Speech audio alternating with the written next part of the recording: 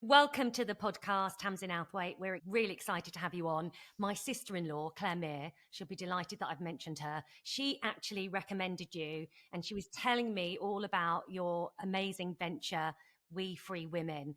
So we thought we'd love to have you on and talk about it. So tell us all about this venture where you help women who are struggling either emotionally, financially, or health-wise that come on these retreats for free. Absolutely. So basically, it all started because I love to go on a retreat and it's my solo time. It started from my own experience of feeling like I was quite overwhelmed with responsibility, bringing up kids, one that's a teenager. And at the same time, my dad lives with me, who's 77, who's had his own health issues. And although I have a partner, I think of myself as a single mum, I suppose. And I have somebody that helps me, that's been with me since the children were born, but it's not, continual all day, every day. And she's like a member of our family. And I suppose what I do is when my kids see their dad, I try to, if I'm not working, book myself in for a solo retreat. And I think it's one of the most rewarding and nourishing things you can do for yourself. And I suppose I'm quite lucky because people want to host me sometimes, or I pay for it myself, but I'm in a privileged position to be able to do that. And the last place that I went to this place called Pradelhof. And I've been doing a lot of, I suppose I travel a lot with a company called Healing Holidays.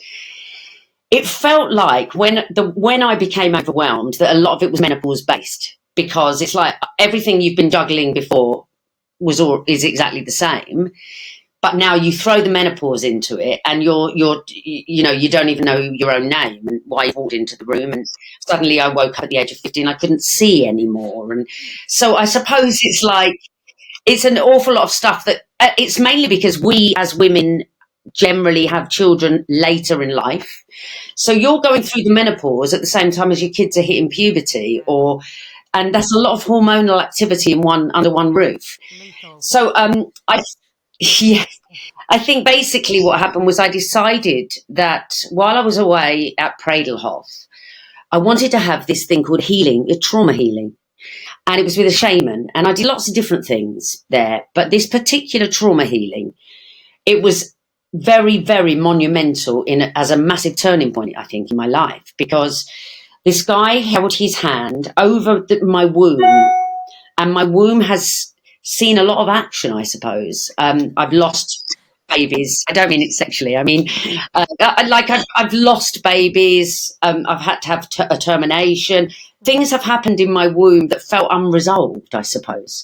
And he held his hands over the top of my stomach on one side a bit, and he was moving around. And then I was so relaxed at this point that I feel like I fell asleep for an hour.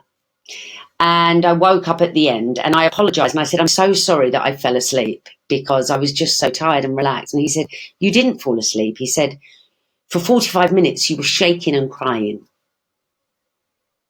And I didn't even know that I was doing that. I thought I must have gone into some meditative state. All I know afterwards is that I was so much lighter. And, lots of people don't believe in this, whatever it was, whether you think it was your mum coming through, whether it's everyone has different beliefs about different things. And I went back to my room. The man said to me, don't go on your phone. Try to keep clear channels, so that he said, just go back to your room, rest, take the view in, which was beautiful in the middle of the mountains and snow-capped mountains. And I felt a real sense of calm. And whatever it was quite otherworldly, I would say. Mm. And I went back to my room and I laid down. And that evening, when I felt like I could kind of communicate again, I wanted to say thank you to Pradelhof for hosting me. And I wanted to write, what had just happened or what I'd done in a day. And I talked about what I'd done in a day and posted some pictures. And the response was quite incredible, of people saying, oh my gosh, this is exactly what I need. I mean, from practitioners to women that just felt a resonance with what I was talking about on Instagram. And One particular woman called Maria, she messaged me, this is exactly what I need. If only I had the time and the money, this is exactly what I need. And I just thought, actually, why are only some women allowed to have this sense of healing, this sense of nourishing? Because we are taught, I suppose, that a good woman is a self-sacrificial one. And then we don't nourish ourselves because we're so busy making sure everything else and everyone else is okay. And I think that particular trip was a massive turning point, the healing that happened. And then to realise that actually I felt quite enlightened and awakened by it. That actually you want other people to feel that. You want other people to feel nourished. You want other people to feel a sense of self-care, that actually putting yourself first is beneficial to everyone around you, because, we're at the helm most of the time. So, and I suppose menopause-wise, you just kind of think, I can't cope with all of this. Well, taking myself away for 4 days or 5 days, coming back with new, fresh energy and love for everyone and everything, mainly because you found some love for yourself. If you're not liking yourself, you're not very good to other people. And if you feel like, I feel like I started to have a bit of a love affair with myself, which was needed, and I started to really like myself. And I thought, God, I want other people to feel that. How do you make other people feel that? And all the comments were like, this is exactly what I need. And I think I thought to myself, well, I bought a place in the Cotswolds when I went back to EastEnders, because you can't, as an actor, you can't really get a mortgage unless you're in solid work. And I think everything happens for a reason. And so it feels like, to get a mortgage, I kind of went backwards in my career a little bit, you could say, but it served its purpose for what I needed to do. And I think things just started to fall into place of why I'd done things and why I needed to be there at that certain point. Whether that was to do with the healing, I don't know. But I do know that my house in the Cotswolds has always been crying out for a retreat. It can't sleep loads and loads of people, but I always walk around the garden thinking, God, you could put a tent here. This feels like it needs some kind of wellness festival in it or something. It's not massive. And I suppose it is that feeling of, if you're on that journey anyway, whether it's healing or self-care or whatever journey you're on, it might be spiritual, I think you tend to want to pay that forward, don't you? Well, I do. It made me feel like, there's so many women that aren't even reaching their full potential because they're not looking after themselves. And I can actually do something to help that. And I suppose instead of booking it and saying, let's do it in August, we literally did it 5 weeks from the day that I had the idea.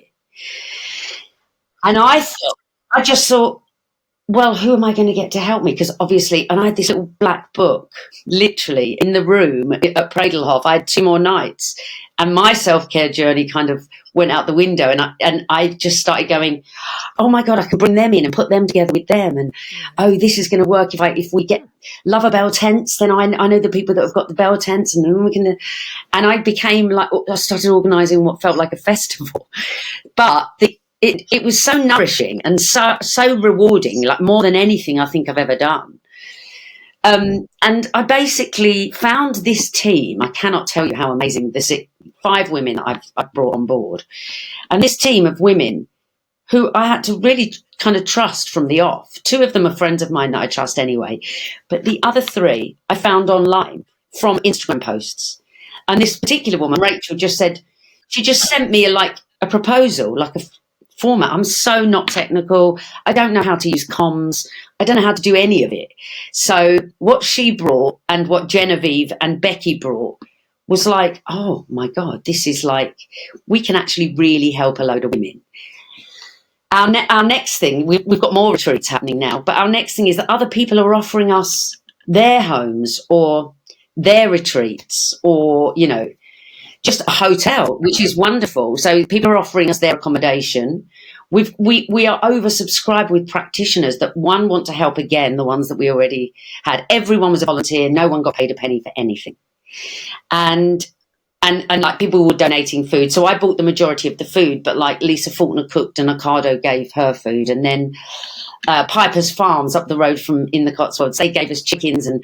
And then on the next one, M&S want to supply all the food. So it feels like, you know, the brands have a, you know, they have to be conscious of helping and putting back and paying forward. And I think people are liking the idea because everyone knows a woman that is run ragged. Everyone knows someone that is looking after family, looking after, you know, just trying to hold it all together. And if she gets the self-care or even the tools to learn how to do it herself, because we're not talking expense, we're talking meditation, breath work, nature, getting back into nature, walking, cold water swimming. We didn't even do that, but cold showers costs nothing. And I think all of those things, without meditation, I'm not sure that I would have even had that idea, because coming back to myself is now an important part of my day. And that is achieved through meditation for me. Even breathing, just breathing, staying there and trying to empty your head of thoughts and concentrating on the breath. That's what meditation is. And also, I think it's extraordinary because, you know, lots of people go, oh, it's just a retreat. You know, it's just a retreat. I can't tell you the amount of women that we have met on our retreats who, one, have become good friends, but two, that have, from one retreat, drastically changed their lives. We had one woman who turned up after 6 months. She'd been on a retreat and came back again, and we didn't realize it was the same person. We didn't recognize her. She had lost weight. She'd left her husband. She'd changed career.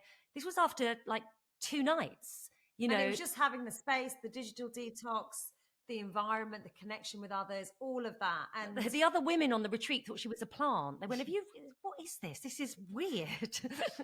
But yeah, I think it is sort of creating that space, and you've done it. Why shouldn't women that don't have loads of money be able to find out a way to nourish themselves through good food? And like I said, you know, all the other aspects as well. Yes, of course, facials are expensive, but we weren't even talking about that.